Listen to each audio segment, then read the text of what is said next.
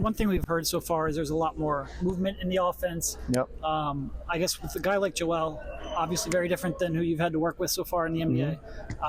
What's sort of like your priority? Like, how is he recepting? Like, how receptive is he of it? What are we going to see? Well, I think that the movement's been great so far, right? Involuntary workouts here, they're moving and cutting and doing some things. Joel's been awesome. I think he, along with our coaching staff, we think that we can get him in a lot more different situations, like that it isn't just like, here's what's going to happen and he's got to take the shot. Like it's going to kind of be, well, it looks good this way or looks good that way, or who's coming off, or what does he want to do? Does he want to pass and follow? Does he want to pass and screen away? Just reading like what he thinks looks good out there. I think he'll have the ball in initiating the offense situation maybe a little more, maybe.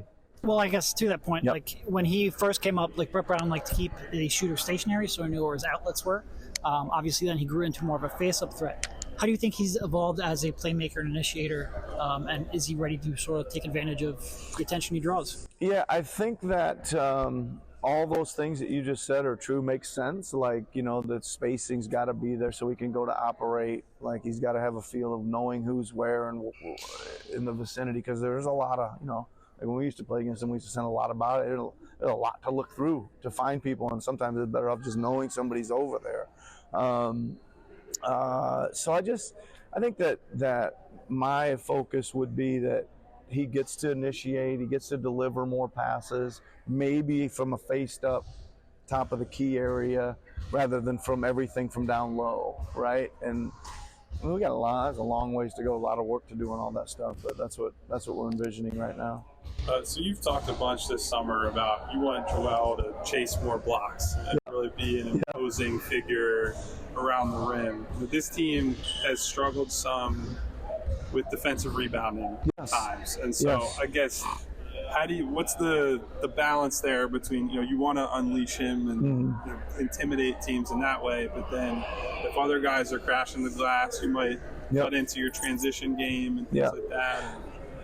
Yeah, so you're tackling a lot there, right? And I think a couple things are issues. Defensive rebounding is certainly one, like, and then offensive transition's one, right? Like, so first of all, we got a defensive rebound better if we want to get out and run.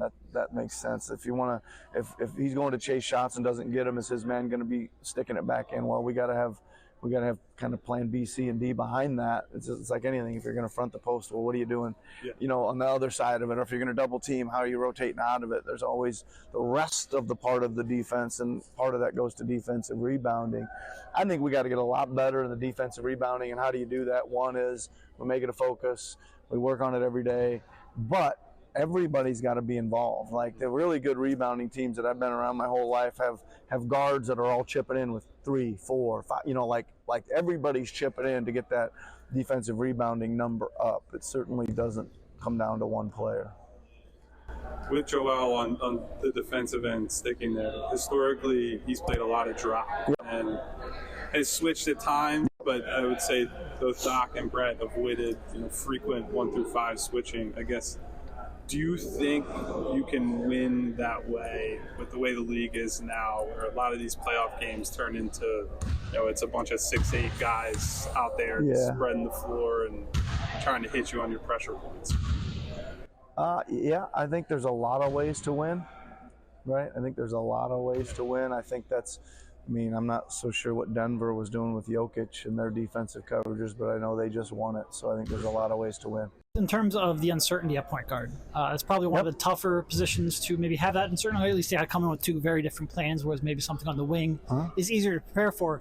What have you seen so far from Maxey in these practices leading up? As a playmaker, what have you seen from him running the offense, running the sets? Really good. I think that if the ball does end up in Tyrese's hands a lot more, he's going to get a lot more chance to increase our pace, get the ball up the floor fast and attack early and create in transition or semi-transition. He worked really hard on doing a lot of things out of pick and roll reads this summer, both directions, finding all the passes that can come out of a pick and roll. He's been really good at turning on the jets and laying it in himself, right? But getting it to the roller, getting it out to the weak side, getting it back to the weak side, lift man, whatever it is. he's really worked at that. I think obviously he's going to need a lot of reps. I think there's going to be some growing pains, ups and downs with him, but I'm like totally willing to let him play through all that stuff. You know what I mean? He needs to. If James is not here for a little bit, or however much of the season he's gone for, it does open opportunities up potentially for maybe some younger guys, I guess. Between summer league and different workouts and things like that, has anybody stood out as maybe exceeding your expectations coming into this? Well, I hate to kind of say Paul Reed because everybody says that, but he's been really good in everything he's done. He's worked really hard. He's really working at the shooting. I say the same thing to you guys, that he's got to have to shoot the ball from the perimeter because the shots are going to be there, and we're going to let him, right? And we're going to probably let him for a long time, right? And I think he's put in the work that it's going to be a very fruitful for him. So the other interesting, guys is like when you get up and close with Melton. Melton's a good player, man. Like, he's a good player. He's shooter, scorer, really knows how to play the game, quick hands defensively. And then I think the rest of that whole group, like, they all bring something. Like, all those guys, all the way from Furk up to Tobias, all those wing players with Oubre and PJ and Danny and House all in there, all have shown they can play. Just going to be a matter of who fits where and who wins the battles, really. Last one for me here. You've obviously had a long and winding career up to Toronto, where maybe like some of the stops there wasn't quite as much attention being paid to you. How has that influenced your style and your willingness to experiment? Yeah, I mean, I think that just in general, I try to do what necessity dictates, right? Like if we didn't have anybody to guard Joel, then we had to come up with all these schemes to try to go at him. Like, we're not just going to say, oh, we don't have anybody. We're going to lose. Like, Give up. Yeah, that's just not really. And then at any time, whatever we see as a coaching staff that we feel like we need to do, we're going to do it. And you're right. Sometimes it's like, well, all the attention and all the like nitpicking that goes on. If you I'm going to make mistakes.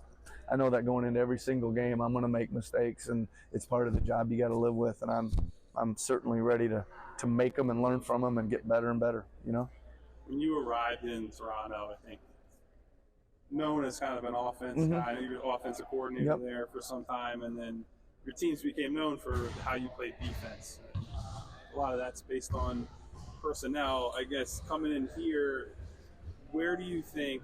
I'm sure you want to say, I'd love to leave the same amount of impact on both sides of the ball, but where do you think you're equipped to like immediately say, we're going to get better at this, if it's one or the other? I don't know. I guess I would probably have to lean towards the defensive end. I just feel like the day-to-day game planning and schemes for that seems to occupy a lot of the prep, right? Yeah. And I guess so many teams play the same defensively that the offensive part kind of rolls itself out a little bit, and you make adjustments in game as you go. But we can prep a little harder and throw a lot of different schemes defensively. So I seem to spend more of my time there. So hopefully, it takes a bit. Like, it takes a bit for these guys to figure out can they learn some of these schemes, who can execute them when. All that kind of stuff. So it'll take a bit to build. It took a while in Toronto to build that stuff up. We all silly like the mayor.